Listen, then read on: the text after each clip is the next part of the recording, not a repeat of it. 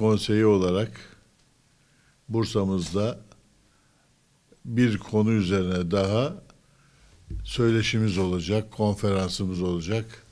Değerli hocalarımız eşliğinde Bursa'mıza yeni bir bilgi aktarımı sağlamış olacağız. Dolayısıyla 30 Mayıs'ta bütün Bursalı hemşerilerimizi kendisini ilgilendirdiğine inandığımız deprem konusunda, inşaat konusunda, teknik alanda kendini ilgilendirdiğini hisseden herkesi, her kuruluşu, her kişiyi davet ediyoruz. Bursa'mızda Merinos Konsey salonlarından Muradiye salonunda gerçekleşecek. 30 Mayıs saat 13'te başlayacak. Bütün Bursalı hemşerimizi davet etmek istiyoruz.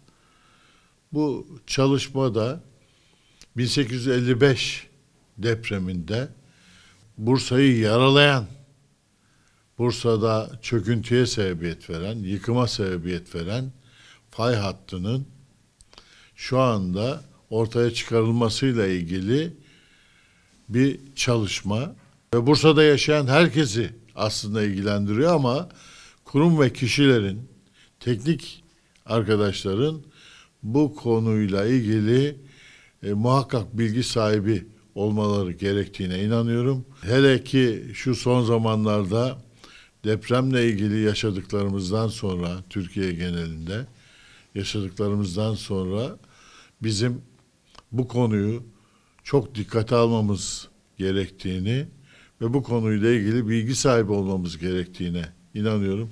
Buradaki amaç, hedef de tabii ki depreme dirençli Bursa. Yakın zamanda Doğu Anadolu'da yaşadığımız yıkımın bir benzerini belki Bursa kentinde yaşamamak ana hedeflerimizden birisi.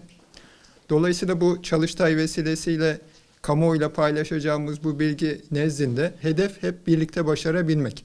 Bilim insanları bilimsel verileri kamuoyuyla ilgili paydaşlarla paylaşırız ama bunu hayata geçirmek, uygulamaya dökmek tamamen toplumun bütününün elinde. Dolayısıyla bundan sonraki süreçte özellikle mevcut depreme dayanıksız yapı stoğu veya yeni yerleşime açılacak alanlar veya bundan sonraki 50 yıllık, 100 yıllık periyotta Bursa'nın kentsel gelişimi, depreme dirençlilik noktasında nelere dikkat edilmeli? Bu sorulara hep birlikte yanıt aramaya çalışacağız. O yüzden bu fırsatı verdiği için tekrar Kent Konseyi'ne, ilgili paydaşlara ve başkanımıza teşekkür ediyorum.